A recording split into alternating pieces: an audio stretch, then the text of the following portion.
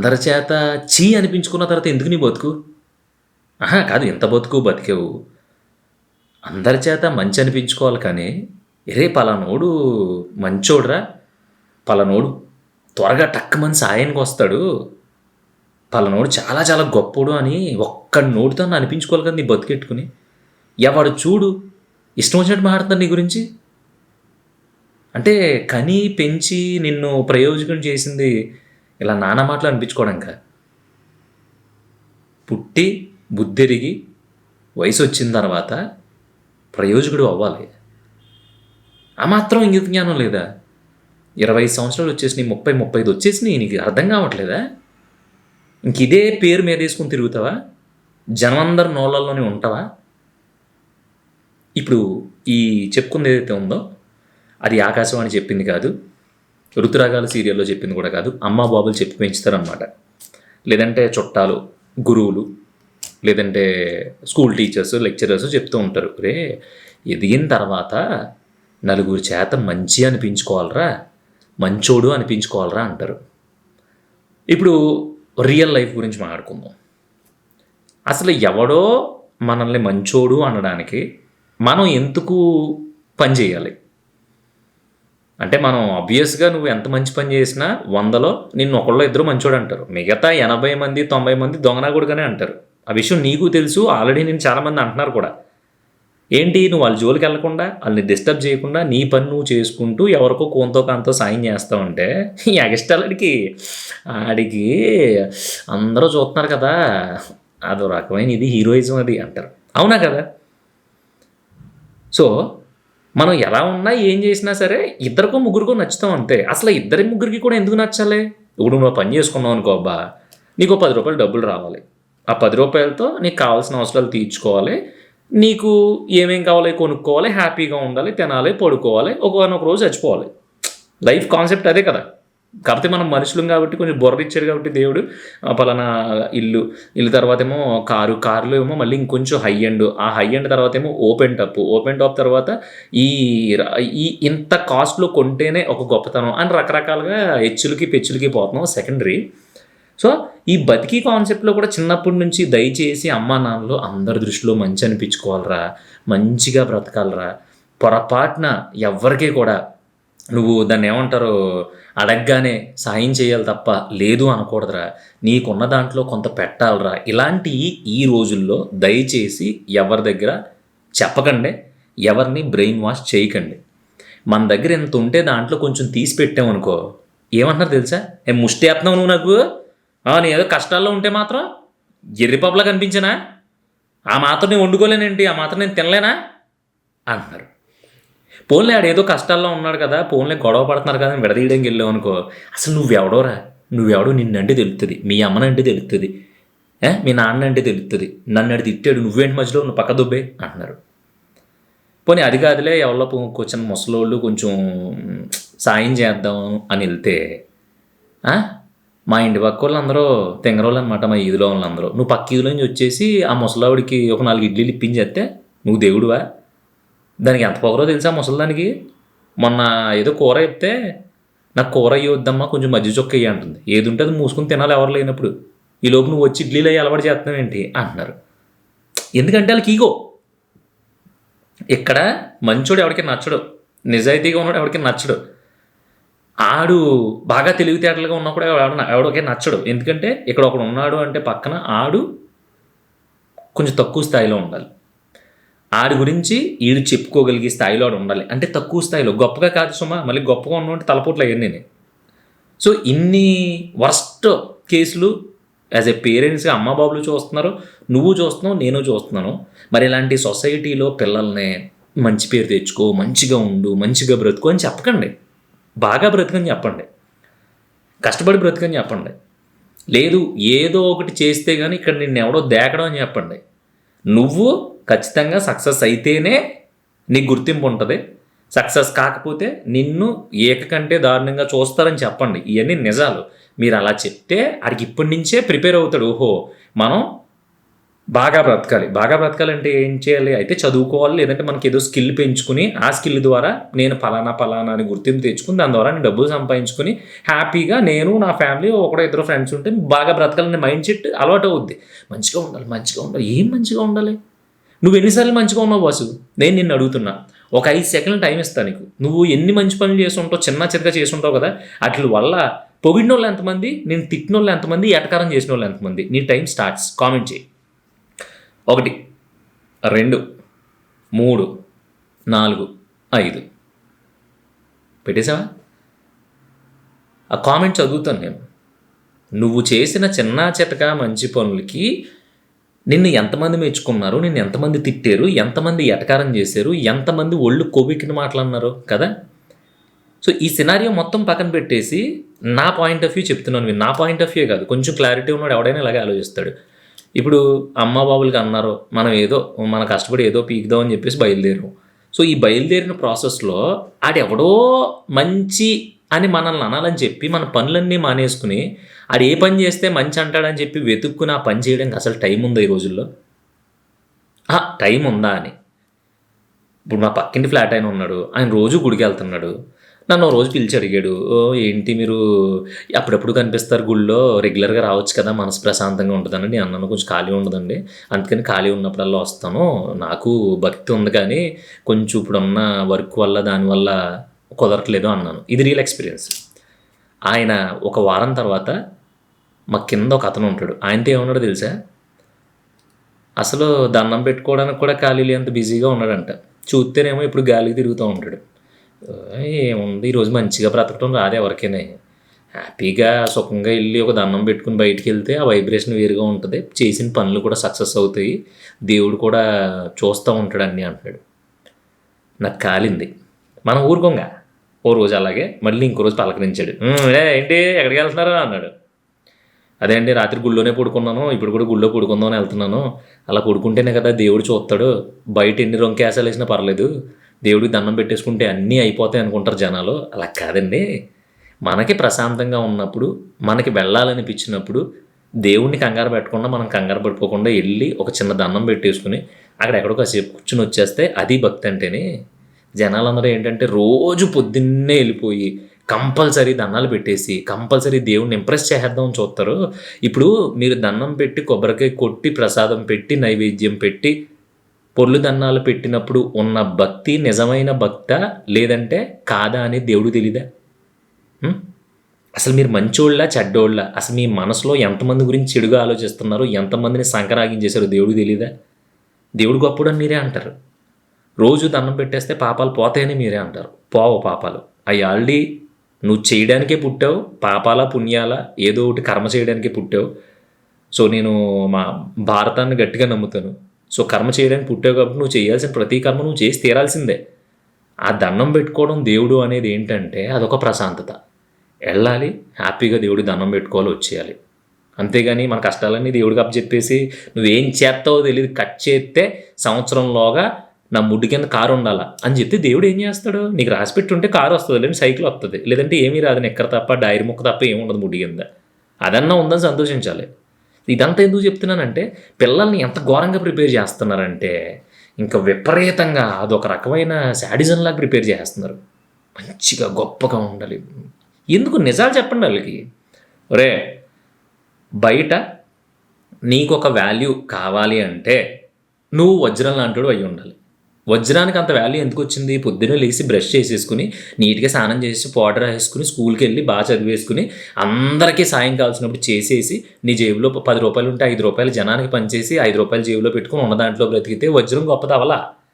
అది ఎక్కడో మూలలు ఉంటే దాన్ని బయటికి తీసి దాన్ని చెక్కి, దాన్ని మామూలు చెక్కుడు కాదు, మిషన్లో వేసి రకరకాల కోణాల్లో చెక్కితే దాన్ని చాలా రకాలుగా మౌల్డ్ చేస్తే చివరికి అది డైమండ్ అయింది.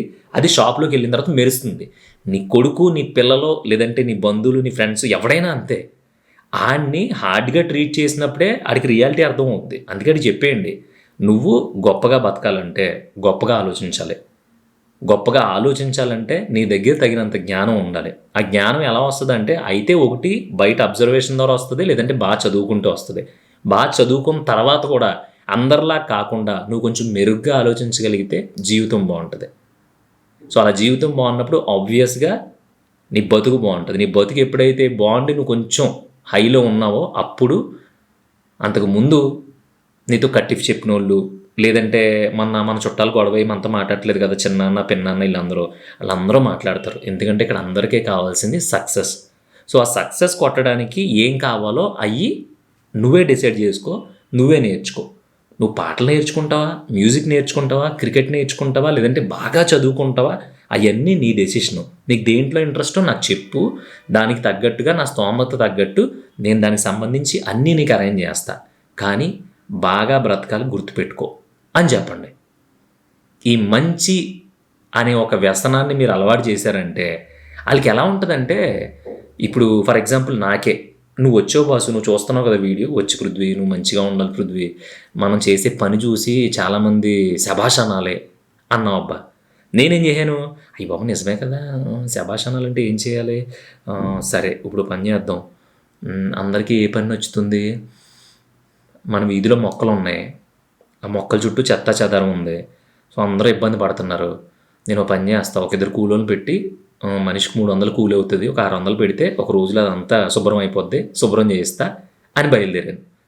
ఎలా బయలుదేరాను, ఆ రోజు నాకు ఏదో పని ఉంటే పోన్లే ఫస్ట్ ఇది చేసేద్దాము, సాయంత్రం ఎలాగ మీటింగ్ ఉంది ఊళ్ళో, అందరూ పలానా పృథ్వీగడి చేయించాడు అంటారని చెప్పి నేను నా పనిని అర్జెంట్ కాదు కదా అని స్కిప్ చేసి ఒక ఇద్దరు కూలోని పెట్టి ఆ ఊళ్ళో మెయిన్ రోడ్డు పక్కన ఎక్కడ ఉన్న మొక్కల దగ్గర చెత్త చెదరం అంతా శుభ్రం చేయించేసా. ఇది చూసిన ఒకడు ఊళ్ళో సర్పంచ్ దగ్గరకో లేదంటే వార్డు మెంబర్ దగ్గరికి వెళ్ళి, ఆ పృథ్వీగడు ఉన్నాడు కదా, ఆడు ఇంకొక 3-4 నెలల ఎలక్షన్ ఉన్నాయి కదా, వాళ్ళు వార్డు మెంబర్ కింద నిలబడదాం అనుకుంటున్నాడు, మొత్తం చెత్త అంతా శుభ్రం చేయించేస్తున్నాడు. మొన్న డ్రైనేజీలు కూడా ఎవరో బాగు చేయించారంట, ఈ ఎదవ అయ్యి ఉంటాడు. జాతకం ఉన్నాడు కొంచెం ఆడుతోని పొరపాటు నిలబడ్డాడు అనుకోండి, ఆడు ఎలాగ గెలవడు, కానీ మీకు 20 ఓట్లు పోయినా పోవటమే కదా, ఆ 20 ఓట్లతో మీరు ఓడిపోయారు, మీ పరిస్థితి ఏంటి అని ఆడు చెప్తాడు. ఆడు ఏం చేస్తాడో తెలుసా, మీటింగ్ పెట్టినప్పుడు ఊళ్ళో ఏదో రాజకీయాలు ఎక్కువైపోయి ఏ పని ఎప్పుడు చేయాలో మాకు తెలియదు ఏంటి, ఏమన్నా పని చేసినప్పుడు ఖచ్చితంగా మాకు తెలియాల్సిందే, నేను ఊరు గొడ్డోసిపోయింది అనుకున్నారా అంటాడు ఆడు. ఇదంతా గుర్తుపెట్టుకుని పోయి నెక్స్ట్ ఏమన్నా ఖాళీగా ఉంటారంటే ఉండరు ఖాళీగాని. మనం ఏ రేషన్ కార్డు అప్లై చేసుకున్నప్పుడు లేదంటే ఏ గవర్నమెంట్ ఆఫీస్లో పని కావాల్సినప్పుడు, ఫర్ ఎగ్జాంపుల్ నేను వెళ్ళాననుకో, అక్కడ తొక్కుతారు మనల్ని. ఎలా తొక్కుతారు తెలుసా, వీడు వార్డు మెంబర్ కింద నిలబడతాడంటాడు, ఏదో అప్లికేషన్ వచ్చింది కదా ఎంఆర్ఓ దగ్గరికి వెళ్ళకుండా ఆపేండిరా అంటాడు. జరుగుతాయి ఇలాంటి, నాకు తెలిసి నీకు చాలా జరిగే ఉంటాయి. ఇది ఎగ్జాంపుల్ మాత్రం, ఇలాంటి సవాళ్ళకి జరుగుతాయి. సో ఇప్పుడు నేను చేసిన తప్పేంటి, సరే మా ఫ్రెండ్ ఎవడో మా సబ్స్క్రైబర్ అన్న ఏదో మంచి పని చేయన్నా మంచిగా బతకాలి కదా అన్నాడని చెప్పి 600 కదా పర్లేదు అని చెప్పి ఇద్దరు కూలోళ్ళని పెట్టి ఆ ఊళ్ళో చెత్తా చెదారం ఉన్న ఒక రోడ్లో మొక్కల కింద ఆ కలుపు తీయించి శుభ్రం చేయించాను. సో పృథ్వీగడు చేసిన తప్పు ఇది. మరి మంచి ఎక్కడ ఉంది దీంట్లో మంచి ఎంతమంది చూశారు, వంకర కోణంలో ఎంతమంది చూశారు అంటే వంకర కోణంలోనే 99.9 మంది చూశారు. నాకు తెలిసి మా ఇంట్లో వాళ్ళు కూడా వంకర కోణంతో చూస్తారు. వాళ్ళు కొవ్వెక్కింది అదొకే, మా అమ్మ మా నాన్న ఇంట్లో మిగతా వాళ్ళు అందరూ, ఒరే పొలం వెళ్ళి పొరపాటున అరే ఆ కమ్మ తీసి ఇక్కడ పెట్టరా, కర్ర తీసి ఇక్కడ పెట్టరా అంటే పెట్టడు, వీడు ఊరిని ఉద్ధరించేయడానికి ఆ చెట్ల కింద అయ్యి 600 పెట్టి మనుషుల్ని పెట్టి శుభ్రం చేస్తాడంట. 600 ఉంటే మరి ఏదో ఒక వారం రోజులు పెట్రోల్కి డబ్బులు రావా అంటారనమాట. ఎక్కడుంది మంచి, నేను నీ మాట ఇచ్చుకుని ఆ మాట నాకు బాగా నచ్చి నేను ఒక పని చేస్తే ఇన్ని యాంగిల్స్లో నా వైపు అందరి చూపులు పడిని, మరి ఏం చేయమంటావు, నీకు అర్థమైంది అనుకుంటా. ఈ మెంటాలిటీ గురించి నాకు ఆలోచన ఎక్కడ వచ్చిందంటే, నేను ఒక వీడియో చూస్తే హీరో సిద్ధార్థ్ ఉన్నాడు కదా, నువ్వు వస్తానంటే నేను వద్దంటాను, గల్ గల్ గల్గా ఆ సినిమాలో హీరో ఆయన చెప్పాడనమాట, ఒక దరిద్రమైన వర్స్ట్ మెంటాలిటీతో పిల్లల్ని పెంచుతున్నారు ఈ రోజుల్లో, రే అందరితోని మంచి అనిపించుకోవాలరా అంటున్నారు, అసలు ఆడేవాడో మంచి అనడం కోసం నేను పని చేయడం ఏంటి, ఒక్కొక్కరికి ఒక్కొక్కటి మంచిలా అనిపిస్తుంది.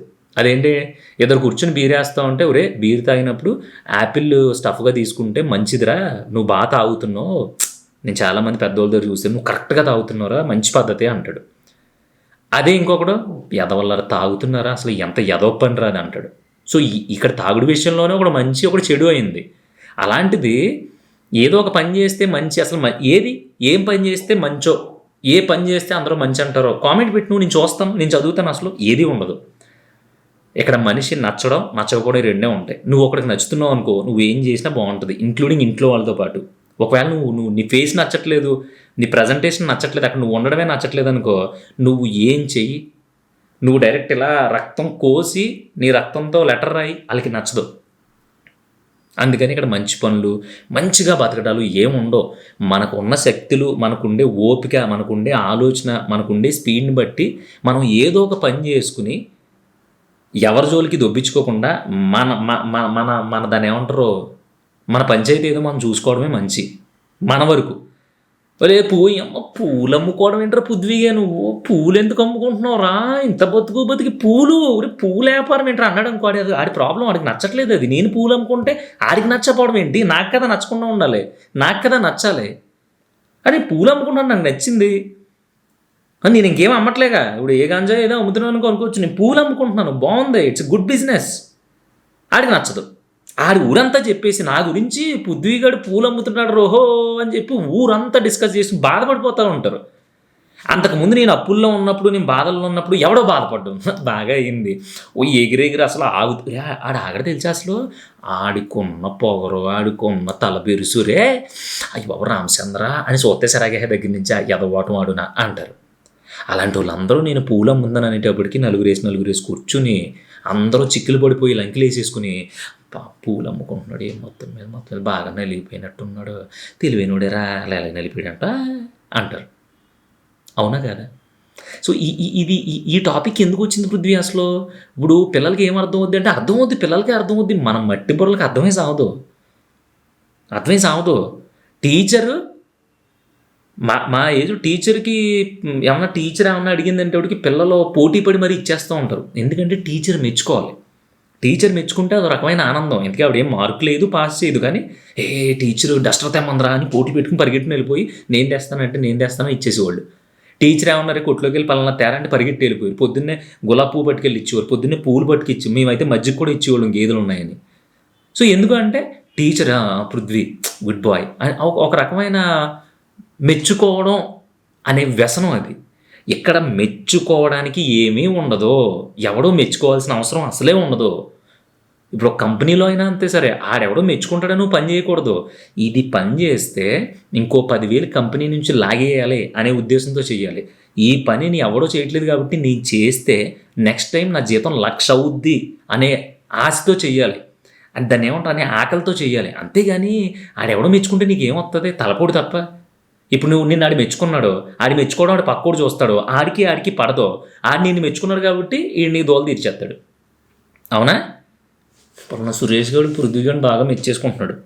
సురేష్ గడికి మనకి పడదు కదా, మరి ఆడు నచ్చినోడు ఎలా పడతాడు? ఈసారి పృథ్వీగడి ఫైల్ మన దగ్గరికి వచ్చినప్పుడు సింపేసి అవతల పడేసి ఆడు ఏం చేయలేదని చెప్పండి, జాబ్ పోద్ది, దరిద్రం వదిలిపోద్ది అంటారన్నమాట. ఇలాగా ఇంటర్లింక్డ్ విషయాలన్నీ, ఒకటి దగ్గర విషయం ఉంటే ఆ విషయం ఇంకొకటి పని చేసుకుని సహనాగం చేస్తున్నారు.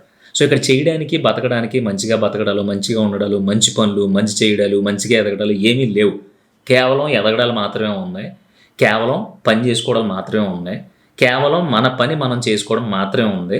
ఆ పని ఇంకొకటికి నచ్చినా నచ్చకపోయినా, ఆడికి హ్యాపీగా ఉన్నా లేకపోయినా, నువ్వు చేసిన పనికి నీకు 4 రూపాయలు వస్తున్నాయా లేదా, ఆ 4 రూపాయలు నీకు సరిపోతున్నాయా లేదా, సరిపోకపోతే నువ్వేం చేయాలి, ఎలా చేస్తే బాగుంటుంది అనేది నువ్వు ఆలోచించుకో. ఇంకొకటి మెప్పు కోసం కేవలం దాన్ని ఇంకా పచ్చిగా చెప్పాలంటే, మీ ఆవిడ నువ్వు ఈ జాబ్ చేయడం నాకు నచ్చలేదు అని చెప్పినా సరే అది ఆవిడ ప్రాబ్లం తప్ప నీ ప్రాబ్లం కాదు. ఎందుకంటే ఆ జాబ్ చేస్తే నీకు శాలరీ ఎక్కువ వస్తుంది. అది మానేసి నువ్వు అక్కడెక్కడో జాబ్ చేస్తే నీ పొజిషన్ బాగుంటుంది, నీ గురించి చెప్పుకోవడానికి నాకు నలుగురి దగ్గర బాగుంటుందని మీ ఆవిడ చెప్పింది అనుకో, ఆవిడకి ఈ వీడియో చూపించు. అంతే కదా, నువ్వు సంపాదిస్తున్నావు, ఆవిడ కావాల్సింది ఆవిడ కొనుక్కుంటుంది, నీకు కావాల్సింది నువ్వు కొనుక్కుంటావు, మీ ఇద్దరు కలిపి పిల్లలకి ఏం కావాలో చూసుకుంటున్నారు, ఒక మంచి ఇల్లు ఉంది, అంతా బాగానే ఉంది కదా. ఇంకా నువ్వు చేసే పని, ఆ పని గురించి నేను నలుగురి దగ్గర చెప్పుకున్నప్పుడు నాకు చాలా నామోషిగా ఉంది అని ఆవిడ అంటూ ఉంటే కనుక, పాపం ఆవిడని చిన్నప్పుడు మంచిగా బ్రతకాలి, అందరి చేత మంచి అనిపించుకోవాలి అనేలా పెంచుండొచ్చు. అందుకని ఆవిడకి ఈ వీడియో చూపించు. ఒకవేళ మీ ఆయన అలా ఫీల్ అవుతుంటే ఆయనకి ఈ వీడియో చూపించండి. ఒకవేళ మీ ఫ్రెండ్స్లో ఎవడైనా సరే మంచి అనే కాన్సెప్ట్ ఎత్తాడనుకో, ఆడికి బలవంతంగా పడుకోబెట్టి కాళ్ళు చేతులు కట్టేసి హెడ్ ఫోన్స్ పెట్టేసి మన వీడియో వదిలేయండి, నరాల్లోకి ఎక్కిపోవాలి. అందుకని దయచేసి చిన్నపిల్లలకి ఒక మాట చెప్పే ముందు 10కి 1,00,000 సార్లు ఆలోచించండి. అంటే ఏంటి, నేను వచ్చినట్టు బతికే ఎలా బతికే అని చెప్పమని కాదు, ఆల్రెడీ ఎలా చెప్పాలనేది నేను ఇంతకుముందు చెప్పాను. మేబీ దానికి మించి మీ దగ్గర ఏమన్నా పదాలు ఉంటే అవి కూడా వాడి అన్ని బాగా బ్రతకమని చెప్పండి. ఎవడి మెప్పు కోసం బ్రతకాల్సిన అవసరం లేదని చెప్పండి. కొంచెం ఆలస్యం అయినా సరే నెమ్మదిగా, స్లోగా, కంగారు పడకుండా వెళ్ళమని చెప్పండి. ఇలాంటివి చెప్పండి. గొప్ప మంచిగా బ్రతికేయండి. మంచి ఏం ఉండదు బాసు. నాకు అసలు టెన్షన్ వచ్చేస్తుంది ఈ మాటలన్నీ అంటూ ఉంటాను. నాకు నిన్న సిద్ధార్థ మాటలు విన్న తర్వాత ఎప్పుడెప్పుడు చెప్దామా అనే ఆరాటంతో యాక్చువల్గా నిన్న వీడియో పెట్టాం మనం. కానీ వెంటనే నాకు తెలిసి బ్యాక్ టు బ్యాక్ 2 రోజులు వీడియో పెట్టడాలో చాలా రోజుల తర్వాత ఇదే ఫస్ట్ టైం. ఎందుకంటే నాకు ఆ మాట అంత బాగా నచ్చింది. అందుకని వీలైనంత ఎక్కువగా ఈ వీడియోని హైప్ చేయండి. కింద హైప్ అనే బటన్ ఉంటుంది, దాన్ని నొక్కండి. లేదంటే షేర్ కొట్టండి, మీ వాట్సాప్ స్టేటస్లో పెట్టుకోండి, మీ గ్రూప్స్లో వేయండి, మీ ఇన్స్టాగ్రామ్లో పెట్టండి. దయచేసి దీన్ని మాత్రం కొంచెం స్ప్రెడ్ చేయండి. కొంచెం మనలాంటి వాళ్ళ దగ్గరికి మాత్రమే. నాకేమి ఎంతమంది చూసేయాలి, దాని ఏం వచ్చేయాలని కాదు, కానీ నేను చూశాను చాలామందిని, చిరాకు వచ్చింది. అందుకే మీతో చెప్పాను.